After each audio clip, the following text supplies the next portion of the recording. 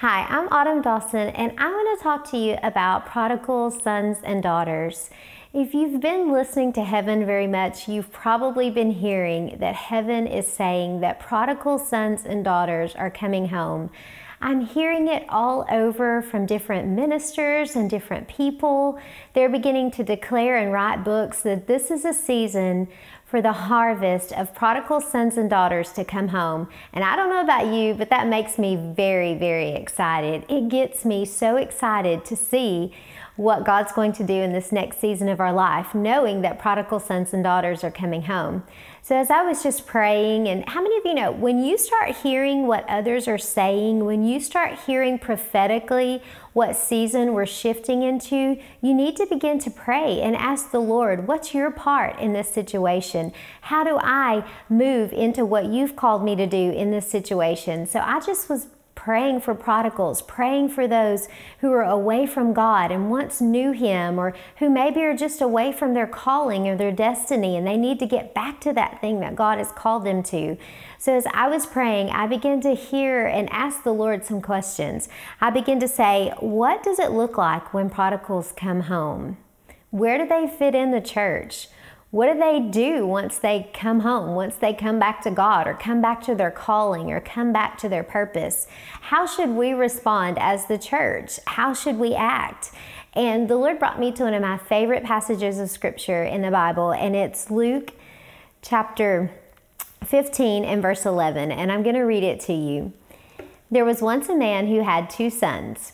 The younger son said to his father, "Father, I want everything I have coming to me. I want my inheritance, and I want it right now," is what the son said. So the father, he divided all the property and everything that was going to come to the son, and he gave it to the younger son. And it wasn't long before the younger son, he packed up all of his bags and he left for a distant country. There he was undisciplined and dissipated, and he wasted everything that he had.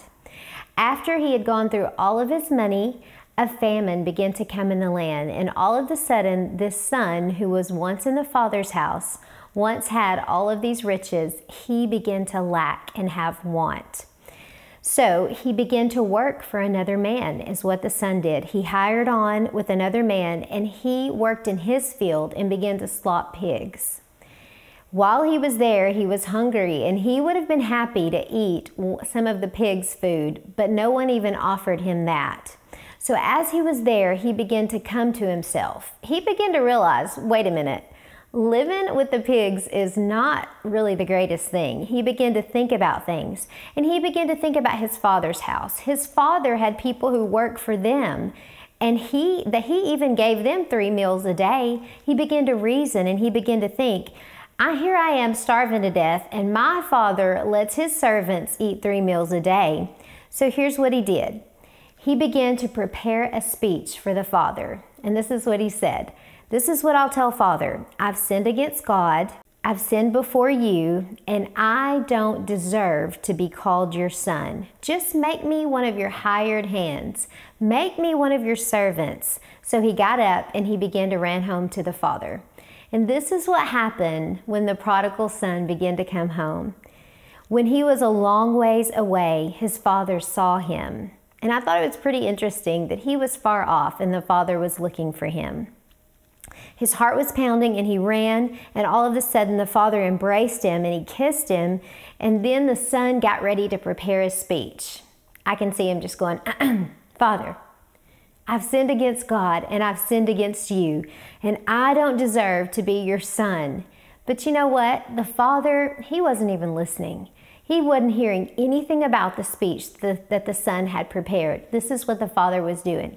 He was telling all of his servants, "Go get some clothes, put them on my son. Go get the family ring because you belong to my family. Put the ring on, put some shoes on his feet. Begin to slaughter the calf. Begin to make way because my son who was lost is now found. My son who I thought was dead is now alive." And I thought that is such a perfect picture of what is happening right now. I believe that we need to prepare just like the father did for the lost son, that we need to prepare a celebration for prodigals. We need to prepare for what God is going to do in their life. And as I was just praying, this is what I feel the Lord was saying, when prodigals come home, we don't need to make them slaves, but we need to make them sons. See, my son doesn't have to work for my love. It's a byproduct of him belonging to me. You see, God wrote books about these prodigals' lives, just like He wrote about us. He has a destiny for them. Before they were formed in their mother's womb, God had plans for them. And God's plans for their life have not changed. They are under full warranty, and God cares for them. And then this is actually, I asked the Lord, Lord, show me what prodigals look like to you. And I had a vision, and this is exactly what He showed me. Have you ever been in the supermarket and you're getting ready to leave and you see that big poster on the wall and it has missing and abducted children on the poster? That's exactly the vision that the Lord gave me.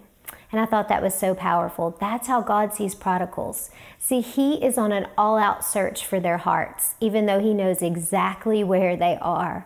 God is looking for them. His heart is for them. He hasn't given up on them. He still has the vision for their life in front of Him. He still believes in them. And you know what? As the church, as believers, we need that kind of heart for prodigals. We need to prepare for them. And you know what? We don't need to make them slaves in the kitchen. We need to offer them a seat at the table because they belong to God. God has plans for them. And I am so excited for this season. I'm excited to see what God's going to do. If you are believing for a prodigal in this season, I think you need to start preparing your heart.